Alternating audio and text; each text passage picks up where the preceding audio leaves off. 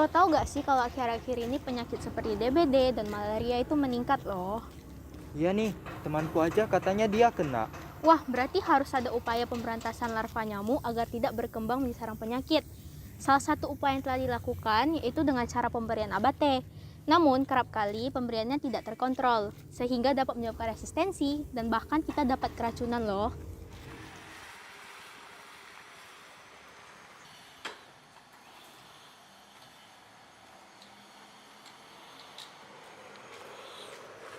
Jo, itu ngapain ya? Kok ada yang cuci muka, terus dibuang ada daun-daunnya? Oh ini, aku tahu nih. Itu adalah daun buatcau. Biasanya masyarakat Tionghoa percaya bahwa daun buatcau ini bisa dijadikan sebagai daun tolak bala untuk menghindari malapetaka. Wah, keren banget. Mungkin nggak ya kalau kita jadiin sebagai larvasida? Yuk kita teliti. Halo, saya Octavia Windra dan rekan saya Jonathan Kendrick. Kami perwakilan dari SMA Kristen Immanuel Pontianak. Hari ini kita mau bahas apa sih, John? Hari ini kita akan membahas tentang pemanfaatan daun buatcau Anisomeles indica sebagai larvasida nyamuk. Adapun yang menjadi rumusan masalah pada penelitian ini yaitu yang pertama, apa kandungan kimia daun buatcau? Yang kedua, bagaimana sifat toksisitasnya? Dan yang terakhir, bagaimana rancangan penerapan di kalangan masyarakat? Pencarian literatur yang kami lakukan meliputi pengumpulan informasi mengenai daun buatcau dan kandungannya, larvasida, nyamuk, dan abate yang pada umumnya digunakan oleh masyarakat umum sebagai larvasida. Selain itu, kami juga melakukan pencarian informasi mengenai penelitian terkait daun buatcau dan larvasida yang telah dilakukan oleh peneliti-peneliti sebelumnya. Dalam metodologi penelitian, pertama-tama dilakukan pengambilan sampel daun buatcau. Daun buatcau dapat dengan mudah ditemukan di Kalimantan Barat. Contohnya di tepi jalan seperti ini dan tumbuh liar.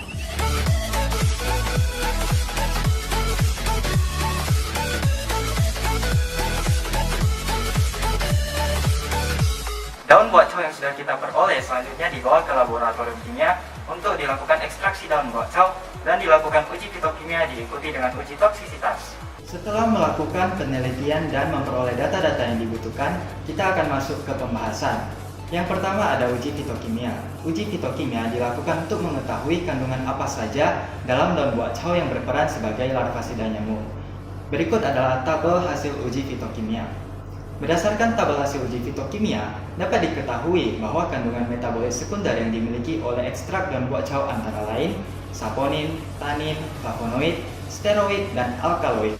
Nah, senyawa-senyawa ini berperan penting sebagai larvasida.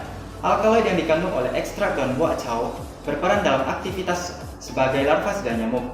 Alkaloid dapat menghambat enzim yang bekerja pada metabolisme CAMP yang penting dalam transduksi sinyal. Selain itu, juga terdapat saponin. Saponin akan mengganggu perkembangan dan gangguan pergantian kulit pada larva, sehingga larva tidak akan mampu berkembang ke stadium selanjutnya. Senyawa yang tidak kalah penting yaitu flavonoid.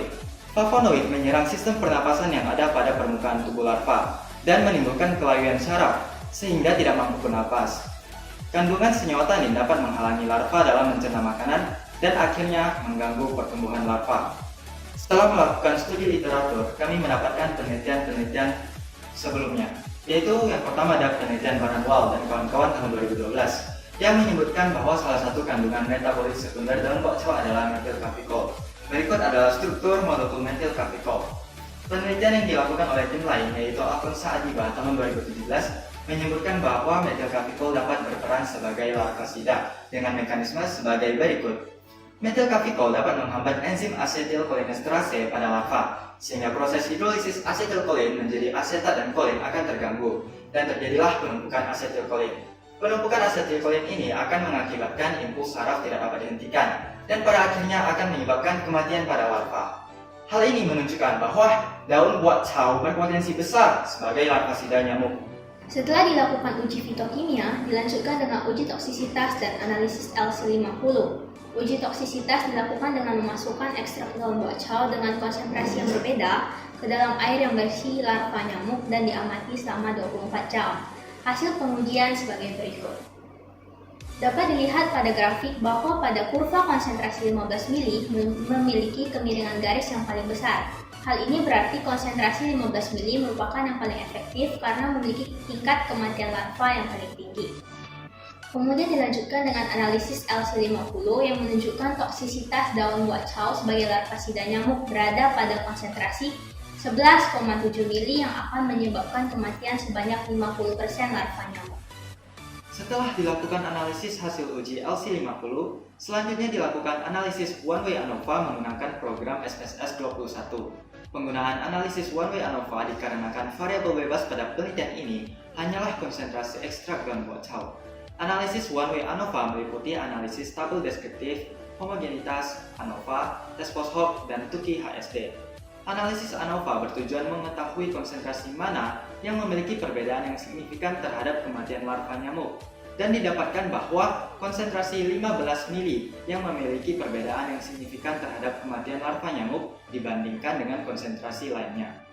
Nah, dari hasil penelitian ini, maka ada beberapa hal yang dapat kami simpulkan, yaitu daun buah chow mengandung saponin, flavonoid, tanin, alkaloid, dan steroid. Metil kafikol yang merupakan salah satu zat aktif yang diduga berperan sebagai larvasida nyamuk. Konsentrasi terbaik penggunaan ekstrak daun buah chow sebagai larvasida adalah dengan penambahan konsentrasi 15 mili. LC50 menunjukkan uji toksisitas ekstrak daun buah chow sebagai larvasida adalah pada konsentrasi 11,7 mili.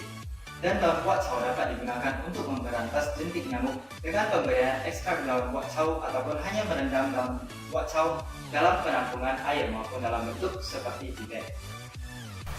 Selanjutnya, saran yang dapat disampaikan yaitu diharapkan penelitian ini dapat diterapkan oleh masyarakat dan dapat menjadi bahan kajian untuk penelitian selanjutnya. Nah, sudah tahu kan manfaat daun buah chow sebagai larvasida nyamuk? Saya Okta. Saya Jonathan. Terima kasih dan sampai jumpa di penelitian selanjutnya.